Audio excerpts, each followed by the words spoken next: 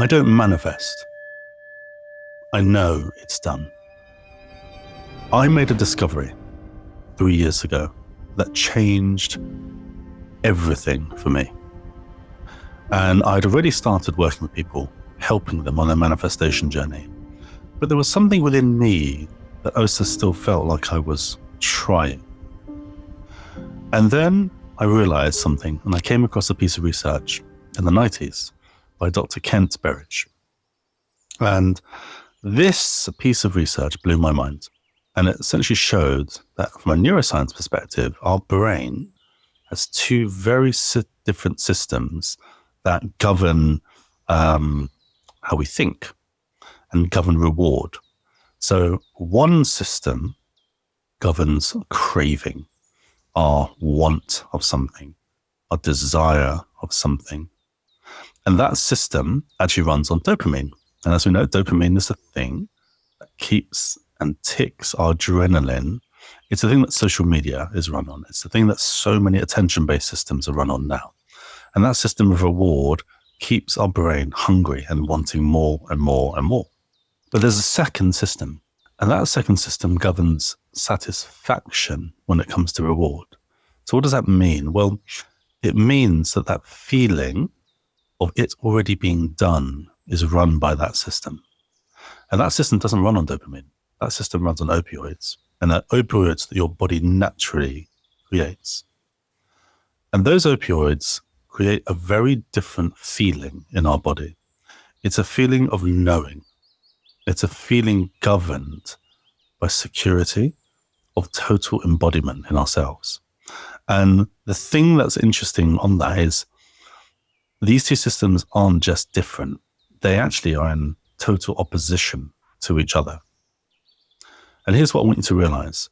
If you have been trying to manifest, if you have been making the lists, if you've been visualizing, if you've been doing all the things, but you still don't feel it, then this next section is for you. Because I'm going to be showing the 3-step process right now of how you can start to embody. You do not want to manifest. You want to embody. Manifestation itself, a lot of people think of it as trying to do things or doing things. You're taking an action towards something.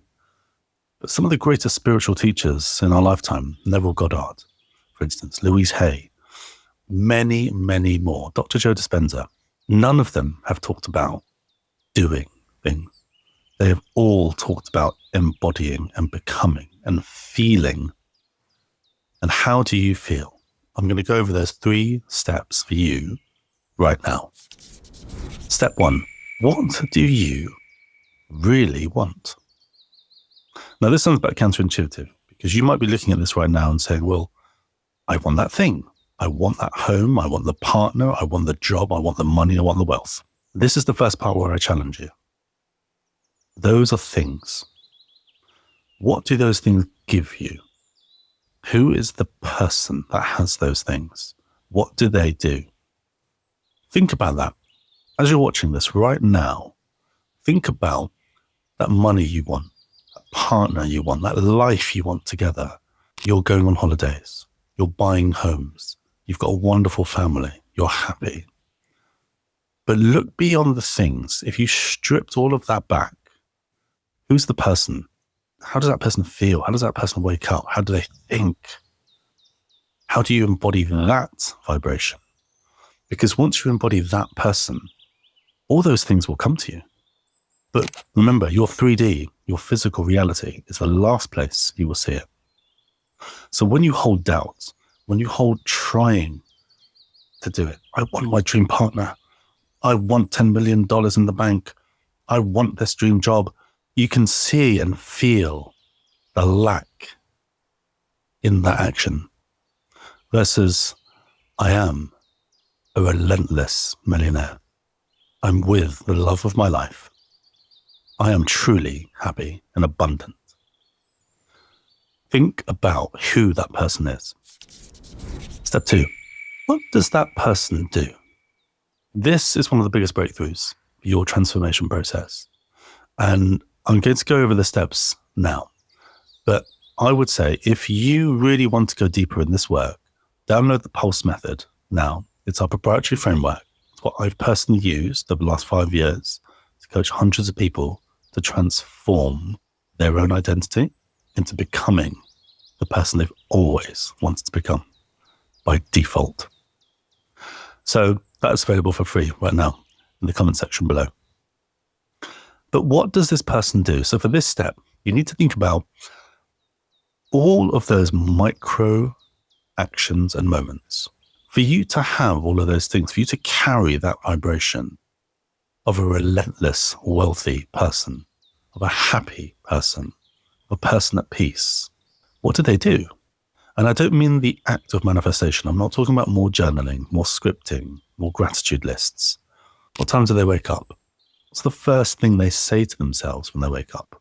What side of the bed do they get out of and why? Do they meditate first? Or have a shower first? Or brush their teeth first? What kind of toothbrush do they use? Now, this might sound really pedantic on the face of it. No. These are tiny habits, because tiny habits do two things. One, tiny habits lead to much bigger habits, rituals, routines. Secondly, they teach your nervous system to be safe with identity, because your limiting beliefs will keep you stuck like never before at first, because it's not used to this new identity. So you have to break down exactly what this person does. Why? What's the energy of that person in all of those micro moments? This step is the hard step. But once you can do it, you will break through to the third one. Step 3, you have to rewire your nervous system. How do you do that? That sounds big. That sounds challenging. It's not. You take those little steps from the step before and you celebrate success. You see a decision that you made today. You did something. You visualized clearly who you wanted to be. You read a book instead of scrolling on social media. You cooked yourself a healthy meal, because that's what the most loving, vibrant, abundant version of yourself would have done, rather than getting another takeaway. You thought about where to actually put the money you currently have. These small micro habits of you putting money away is the start of telling your nervous system that you are there. That's a default behavior. You're holding that comfortably, and you're going to move forward with that in the future. When you start to celebrate those little decisions become big moments. So how you become not just the reactor to things, but the observer to those things, and then celebrate those things, is going to rewire your nervous system. So that is the 3-step process in a nutshell. Give this a go. You don't want to manifest. I haven't manifested for years. I've embodied. You now have to do the same. And you have a chance to. Let me know in the comments how you get on, or if you have any questions. You're going to do this, and you are going to become the most magnificent version of you that ever existed.